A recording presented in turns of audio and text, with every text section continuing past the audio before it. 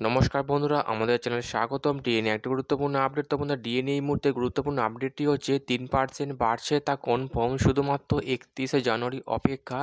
তো বন্ধুরা, ডিএ সংক্রান্ত আপডেটটি নিয়ে আমরা স্টেপ বাই স্টেপ আলোচনা করব। তো অবশ্যই আপনারা ভিডিওটি স্কিপ না করে অবশ্যই পুরোটা দেখবেন।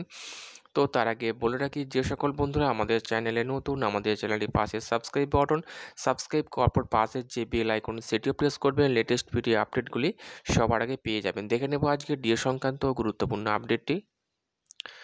নতুন বছরের প্রথম মাসেই কেন্দ্রীয় সরকারি কর্মীদের জন্য রয়েছে ভালো খবর। 2024 সালের নভেম্বর মাসের এআইসিপিআই সূচক প্রকাশ্যে এসছে। এরপর ডিসেম্বর মাসে সূচক সামনে আসবে। ডিএ ঠিক কত পার্সেন্ট বাড়তে পারে সেটা এখনও নিশ্চিত করে বলা না গেলেও নভেম্বর মাসের পরিসংখ্যান ইতিবাচক।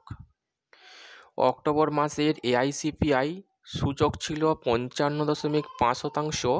নভেম্বর মাসে সেটা বেড়ে হয়েছে 55.54%। এখন 31শে জানুয়ারি অপেক্ষা। ওই দিন ডিসেম্বর মাসের এআইসিপিআই ইন্ডেক্স রিলিজ করবে।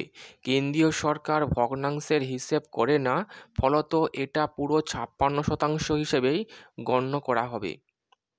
56% ধরে হিসেব করলে ডিএ বৃদ্ধি পাবে 3%। আপাতত 3% ডিএ বৃদ্ধি পাওয়ার সম্ভাবনা প্রবল রয়েছে।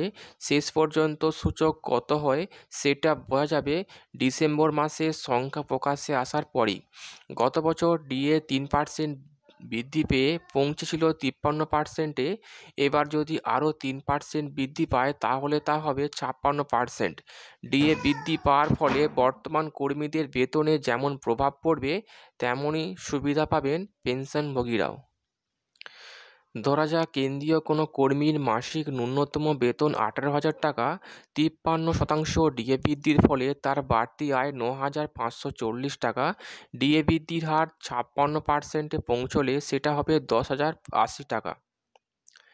ফলে মাসপ্রতি বাড়তি উপার্জন হবে 540 টাকা। এবার ধরা যাক কোনো কর্মীর মাসিক ন্যূনতম আয় 56,100 টাকা।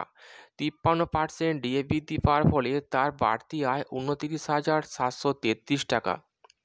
ডিএ 56% হলে সেটা হবে 31,416 টাকা, অর্থাৎ মাসপ্রতি বাড়তি লাভ হবে 1,683 টাকা। কর্মীদের মতো ডিএ বৃদ্ধির এই হার পেনশনভোগীদের জন্য প্রযোজ্য। ডিএ বৃদ্ধির ফলে বর্তমান মূল্যবৃদ্ধির বাজারে সুবিধা পাবেন কেন্দ্রীয় সরকারি চাকরিজীবীরা। তেমনই চাপ বাড়বে সরকারের কোষাগারের ওপর। ডিএ শেষ পর্যন্ত কতটা বৃদ্ধি পাবে সেটা জানার জন্য অপেক্ষা করতে হবে আরও একটু। তো বন্ধুরা, ডিএ সংক্রান্ত এই গুরুত্বপূর্ণ আপডেট দেওয়ার ছিল। কেমন লাগলো কমেন্ট করবেন, লাইক করতে ভুলবেন না। পরবর্তী আপডেট পাওয়ার জন্য আমাদের চ্যানেলটিকে সাবস্ক্রাইব করে রাখবেন। থ্যাংক ইউ বন্ধুরা ভিডিওটি দেখার জন্য।